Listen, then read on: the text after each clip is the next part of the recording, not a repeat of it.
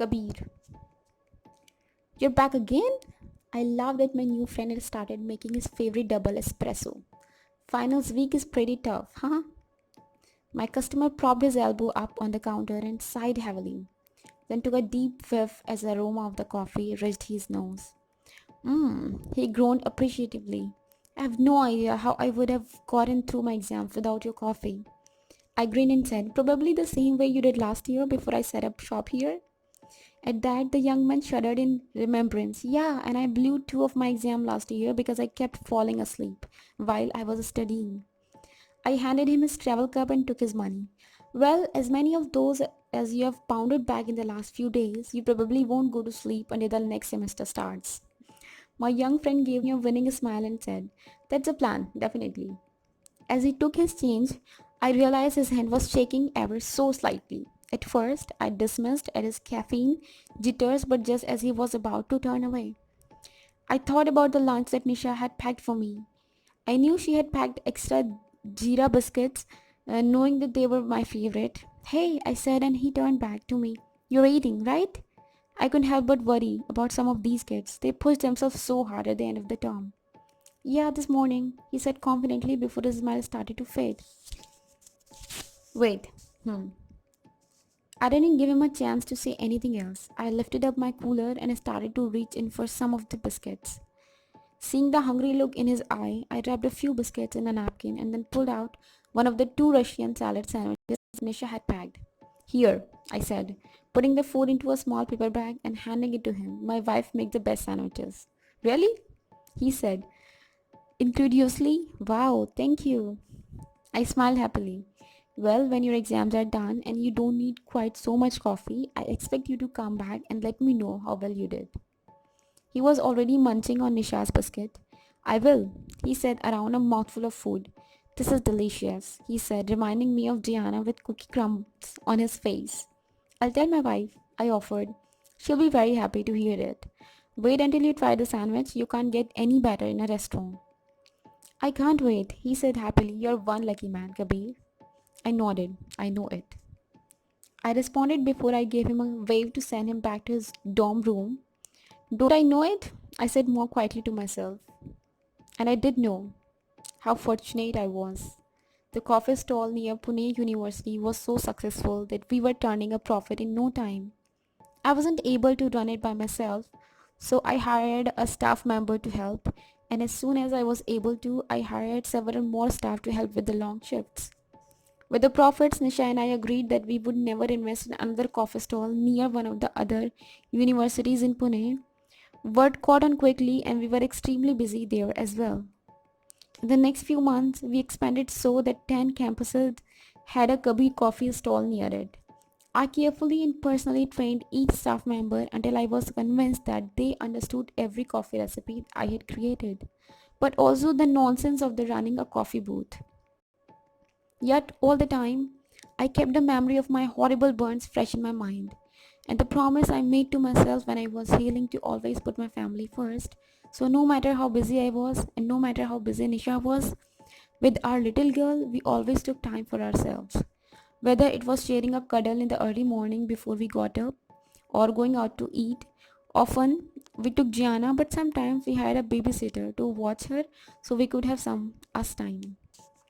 I was working as hard as I did when Cafe Kabir was open, but now that I took the time with my family, my time at work was much more pleasurable. I no longer felt torn, trying to figure out what was more important, making money to support my family or being with my family. How much I would have missed watching Gianna growing up had fate not stepped in that day and caused that devastating fire. At the time, and while we were struggling to make ends meet, I would stay up long into the night, cursing fate for its cruelty. I now realize that if it wasn't for the disastrous day, I would never have stopped. I knew we needed to work on us every single day. We needed to work to support each other's hopes and dreams and to share happiness and sadness.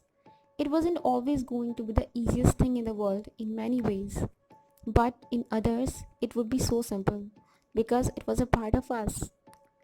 At first, when I mentioned the fact that I was thankful for the accident to Nisha, I'm pretty sure she thought I was finally going crazy. Judging by the funny look on her face, it happened to be one day when we were walking through my favorite path, the one on the university with the old trees that were pushing their way onto the walkway.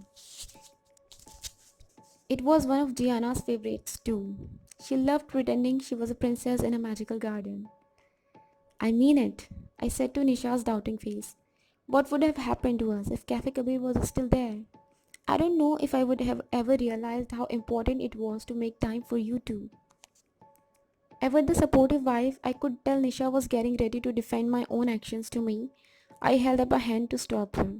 I know what you are going to say, but honestly, at what point do you think I would have slowed down? She stopped and considered my question, slowly shaking her head. I don't know if you would have, she finally admitted. But I don't know about actually being happy that you were hurt. That was horrible. I almost lost you, Kabir.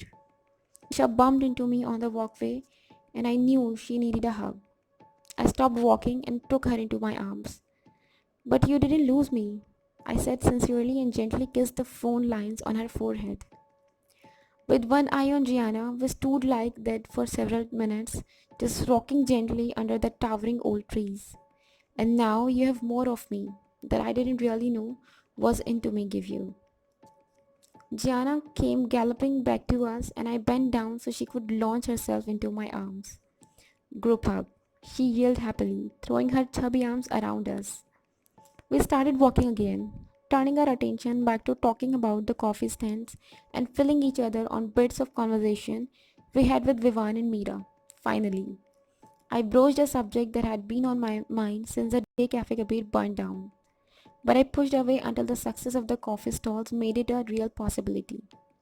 Nisha, I said hesitantly, we are doing really well with our coffee stalls now and we can hardly keep up now that the end of the term finals are on.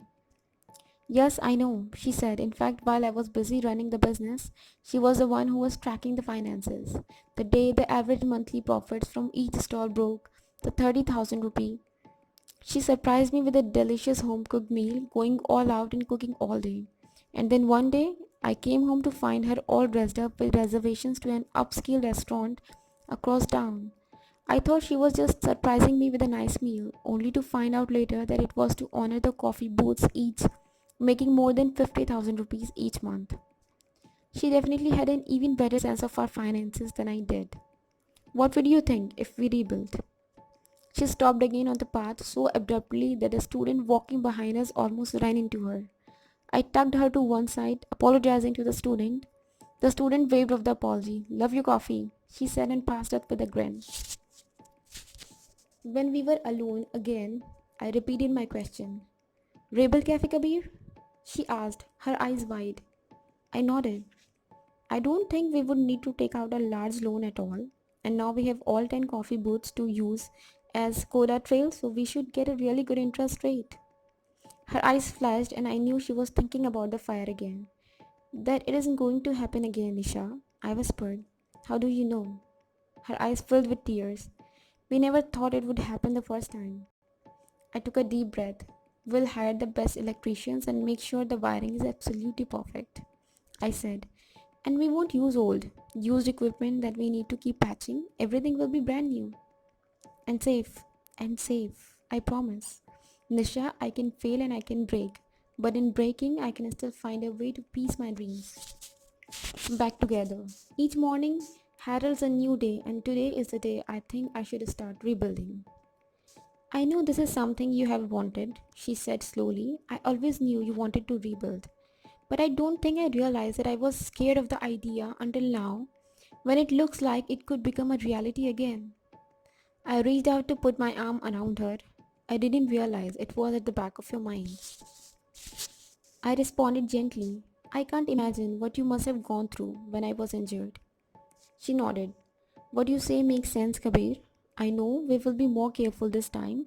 There is something else to think about. The timing. My brow furrowed in question.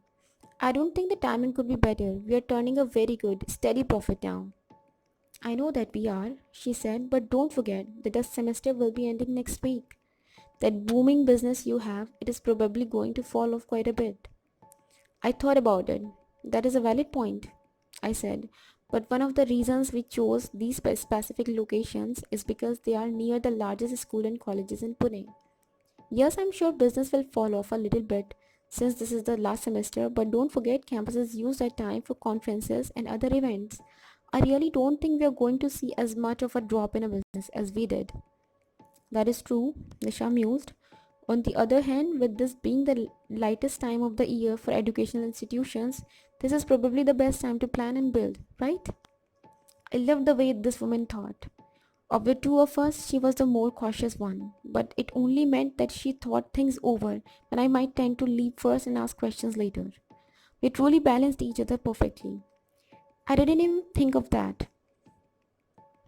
She nudged me. Well, this is why you keep me around, right? One of the many reasons, I said sincerely. Let's go home and start thinking about where we want to locate the new and improved Cafe Kabir.